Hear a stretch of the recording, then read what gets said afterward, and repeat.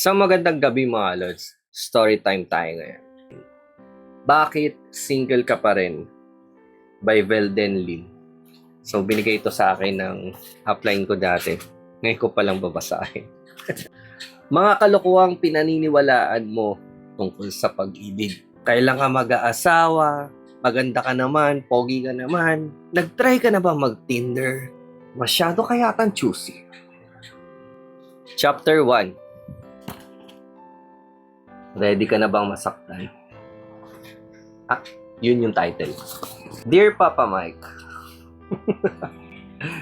may kaibigan ako, Camille ang pangalan.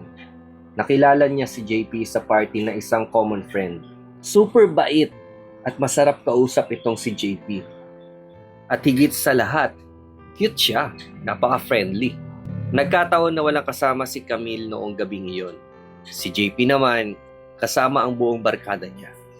After a few minutes, nagulat na lang si Camille nang biglang iniwan ni JP ang kanyang barkada at umupo sa tabi niya. Sa isip-isip ni Camille, wow, ang haba ng hair ko ha. Talagang iniwan pa niya ang barkada niya para sa akin. So nagkwentuhan sila hanggang matapos ang party at nag-enjoy sa company ng isa't isa. Bago matapos ang gabi, kinuha ni JP ang number ni Camille. At yun na ang umpisa ng araw-araw nilang pag-text. Good morning dito, good evening doon. Minsan tatanungin siya na, kumain ka na ba? Hindi lang yun. Lahat ng text ni JP palaging may smiley sa dulo. So after a few weeks, nagumpisa silang mag-hangout. Nanood ng sine, kumain sa labas, nanood pa nga ng sunset sa Manila Bay. Ang sweet, di ba? Di nagtagal, mas naging personal na ang usapan nila. Lumalalim na at higit sa lahat, tinatawag na ni JP si Camille na baby ko. Dahil dito, baby na rin ang itinawag ni Camille kay JP. So months passed at hindi na mapakali si Camille. Tinanong niya si JP, ano bang meron sa atin? Bakit mo ba ako tinatawag na baby? Sagot ni JP, special ka sa akin. Kaya baby ang tawag ko sa'yo. Parang, ang sarap po kasing alagaan eh. Wow! Babysitter pa lang pangarap, idinamay pa si Camille.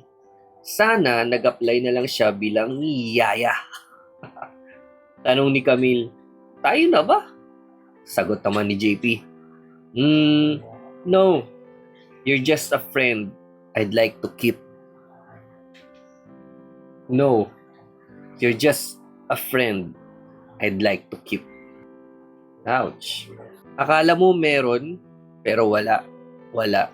Wala. Ito ang warning ko sa iyo. So, sabi ng libro, kung hindi pa kayo, mag-ingat ka sa mga tumatawag ng baby sa iyo. Bibitawan ka rin yan pagdating ng araw.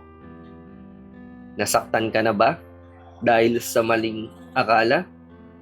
Naniniwala ako na sa daming beses na nating nasaktan, 80 to 90% ito ay dahil sa maling akala.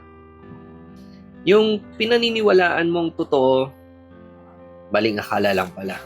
Yun kadalasan ang problema ng mga single. Ang daming maling akala tungkol sa pag-ibig.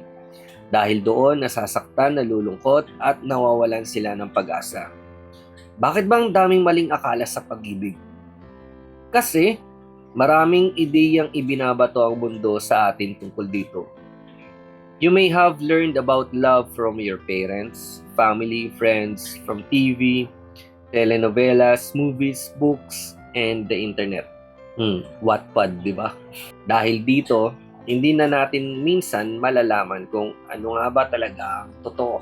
Kaya ako isinulat ang librong ito para buwagin ang mga maling akala mo. And in the course of busting these myths about love and relationships, my hope is that you will discover what true love really means. Warning, masasaktan ka sa librong ito. So sabay-sabay po natin basahin. Sabay-sabay kayong masaktan. Kasi I-challenge nito ang mga bagay na pinaniniwalaan mo na for so many years. Oh well, the truth hurts. But the truth will also set you free. Basta ako, alam ko, masasaktan ka. Dalawa lang naman ang choice mo eh. Una, manatili sa mga maling akala mo and keep on hurting yourself.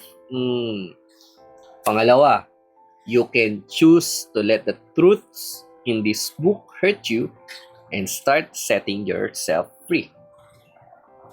Either way, you'll be hurt. So pili ka na lang kung sa paanong paraan mo gustong masasaktan. Ano? Handa ka na bang masaktan?